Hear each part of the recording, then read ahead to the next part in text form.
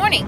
It is Thursday, May 3rd, 2018, and I'm headed to work. I'm just riding and thinking.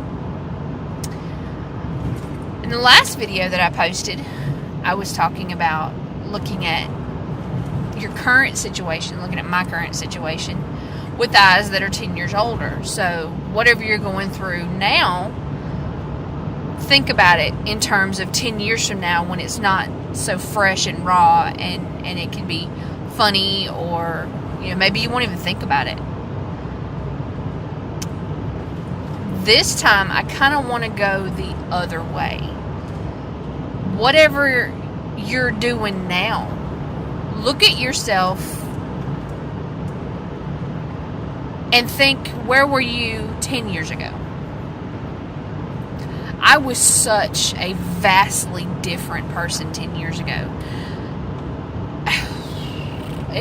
I was in the middle of struggle. I had just started, I'm not going to say I just started. I had not long started my journey to getting off drugs. I was drug-free, but 10 years ago, I was probably still drinking. I never was an alcoholic, but I did things I shouldn't have been doing.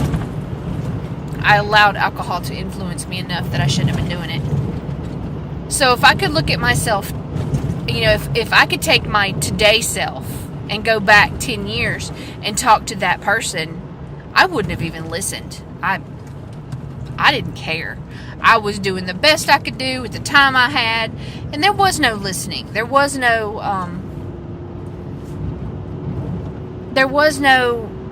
I'm going to be a child of Christ. That was nowhere in the books for me. Thinking about God, thinking about Jesus. Now, I say that I have always, ever since I was a little girl, been aware of God. I've been aware of Jesus. Always.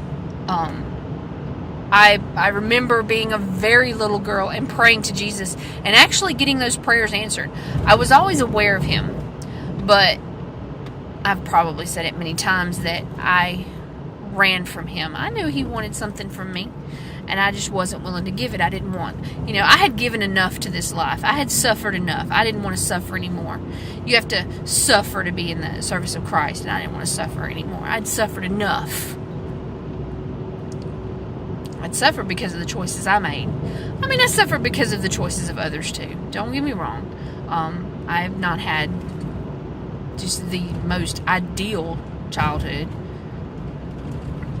But what I went through and the things that happened to me, they strengthened me. They made me stronger. They made me who I am. I'm not afraid to face the world, because the world's probably not going to do to me what has already been done. But anyway, looking at today's situation, if I could go back and talk to myself 10 years ago, cut and dry of it, I wouldn't listen.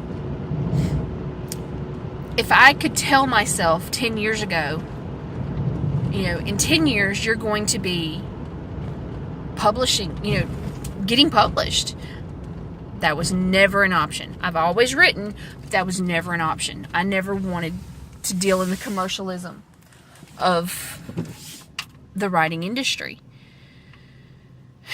And now it's like it's an important part. It's something that I have to do. I feel compelled to do it. I would have never believed it 10 years ago, though. I'm like, let alone would you have been able to tell me that I would have notebooks of raw articles that I had written. What? Why would I sit down and just start at the beginning and go to the end of the Bible and just write down what I think? Who cares what I think? That was not a project that I had started yet. I had read the Bible before, but I had never... I'd actually read it... At that point, I'd probably read it 2 times through and all the way through. And I still found myself in a bad place. So just because you read the Bible doesn't mean you're saved. I can tell you that from personal experience.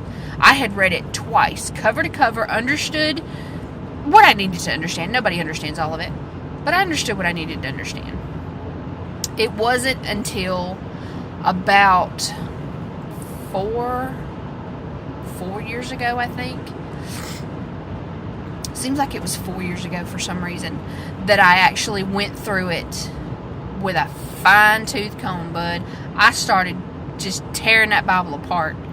What does it say? Because I was hunting Jesus. But if you could have told myself 10 years ago that I was going to do that, I wouldn't have believed you. I wouldn't have listened. And I'd have probably said a few ugly words, or more than a few ugly words, and I'd have sent you on your way. I've changed so much in 10 years that it just seems like I can look back at pictures of myself from that time and I don't even recognize that woman. I look back and I'm thinking, where did the time go? You know, I don't have a lot of pictures from when my kids were little. This time just got away. Where did it go? So, what would you say to yourself if you could go back 10 years? Would you change things? Would you want to be a different person than you are now? Are you in a bad place because of decisions you made? Or are you in a good place because of decisions you made? I'm in a better place. I would like to think that if I went back to that person and I could actually get through to myself that my life is going to be so different. I would like to think that I would take myself more seriously and I would make better decisions over the next 10 years so I could have been further up. But I don't think I would have. I'm going slow enough in my journeys that I'm appreciating the trip. So I don't kick myself for the choices that I made. I made some really stupid choices. I've done some really dumb things. But everything I've done or everything that I've gone through has put me here. And here is not a great place. I'm not finished. I'm not where I'm supposed to be. I'm not where I need to be. But I'm going slow enough that I'm trying to relish the journey. Okay? So if you could go back 10 years and talk to yourself, what would you say? Would you tell yourself, just enjoy the ride? Or would you tell yourself, do things differently? What would you do? What would you tell yourself, your 10-year-ago self? And what do you want your 10 years from now self to say to you now? I'm kind of curious. Just kind of curious. But anyway, so y'all have a good day. I'm about at work, and I'm just going to say God bless and bye-bye.